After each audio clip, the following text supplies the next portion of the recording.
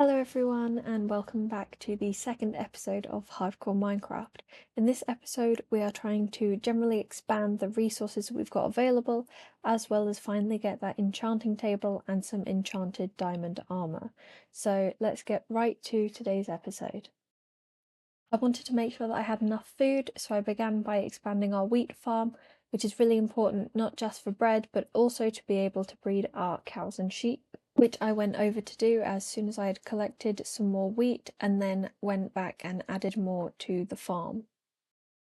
I decided that for now I had a decent amount of farm area which would help sustain the animals, so I headed back into my house and collected some necessary items to go back down into the mines in the hope that I can get that full set of diamond armour.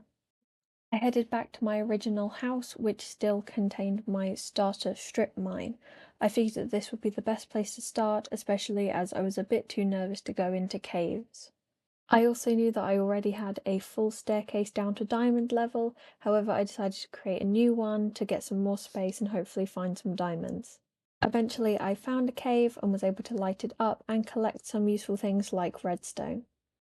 However, it wasn't until I went back to strip mining that I actually managed to find my first diamonds.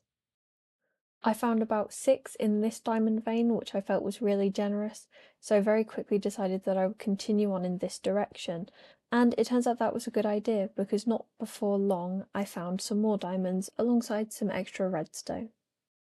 Strip mining definitely feels like the right decision when playing hardcore Minecraft.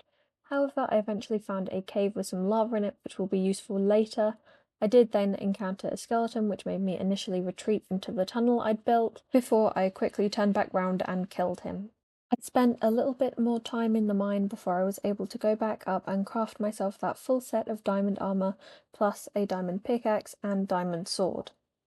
I then took my diamond pickaxe back down into the mine to that pool of lava so that I could collect the necessary obsidian for creating an enchanting table. As I've said before, I want the best possible armour before doing anything remotely risky, therefore enchanted diamond armour feels very necessary. I then began collecting the resources I would need for the bookshelves to surround my enchanting table. This meant creating my own sugarcane farm as well as breeding up some more cows for the leather. While this was going on, I decided to add more to my base and create a bigger tower next to the existing little cottage. I liked the idea of having a few different circular buildings together, as I thought that would be a really different way to build my Minecraft house. I then needed to collect some more resources for it, because I wanted to stick with the colour scheme that I had created for the cottage. I stuck with my stripped spruce logs, except this time using them to go around the build rather than as pillars, and this is the final shell that I had created by the time I had finished all 3 layers. You might see later that I edited the roof in the end, but for now left it like that and began on the inside flooring, which I kept as oak planks, the same as was in my first little house. Once I had finished the interior flooring, I had to go back onto the sides of my tower to add the details with the spruce, fences, and planks. It was difficult trying not to fall, but I managed it, and then decided to add another extension onto the side. I wanted to keep this one as a rectangle rather than circular, and added a cool looking roof. After I finished that extension, I noticed that there were a group of pillagers outside my tower, so I went back inside to take off my iron armour and replace it with the diamond ones I had just made, as well as taking out my diamond sword. However, by the time I went back outside, I only managed to find a single pillager waiting for me. I think I saw a couple more of them later on, but that was the only one who was acting aggressively towards me. I then spent a long time circling my house, desperately trying to see if I could see the remaining pillagers, which there definitely weren't any at that time. So I felt a little bit more safe to return to my house. I then added a lantern to the new extension I'd just built, and tried to look for some extra places to add detailing.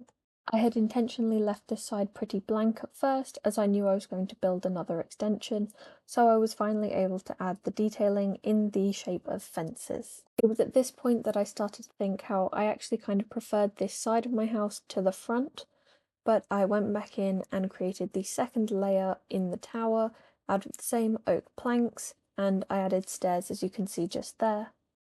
Then on the second layer, I decided to add a spiral staircase in the center to get up to the third, smaller layer.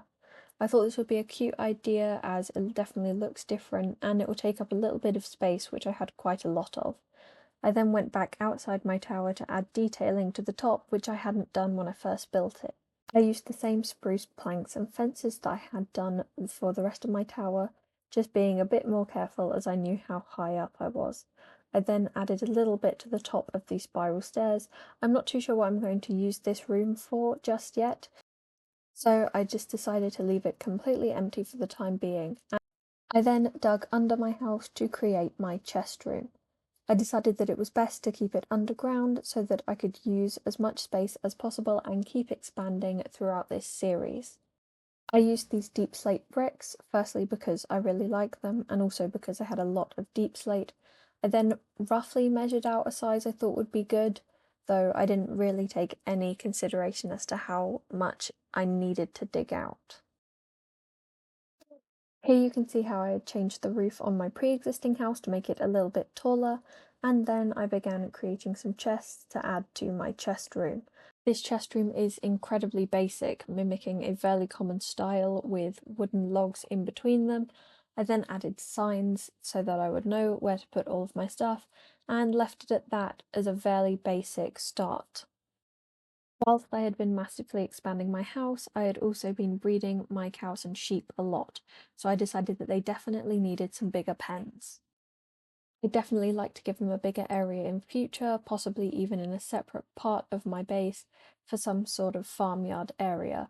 I'd also like to dye the sheep different colours at some point, however that's definitely not a priority at this stage, so I just gave them some bigger pens to enable them to better roam around. And all of those cows which were once crammed into a tiny little space now had a much bigger L-shaped pen, which was really useful as I desperately needed the leather. So then I began to collect up some more leather, at which point I only had a few cows left in the big pen. I then gave the pigs some more space and began cooking up the beef that I'd collected and making some more books. I also began thinking about where I wanted to put the enchanting table because I didn't have a big circular space open at the moment. The bottom floor had the big stairs, the top floor had the spiral staircase, and at the very top there just wasn't enough space for one. At this point, I still didn't have the necessary resources for all of my bookshelves, so I had to go and collect some more sugarcane before I could make my bookshelves, still thinking where they would go. I then headed back to the village, which is super close to my base, to collect some more sugarcane, and I also found some firefly bushes, which was definitely very exciting. I then went into another one of the houses and found some more bookshelves, which was super useful, and I then went and killed some more cows before finding a skeleton completely in chainmail armour, which I had to kill, which was fairly easy but definitely not ideal. At this point, I realised how underrated shields are when it comes to combat, because this definitely would have been harder without it.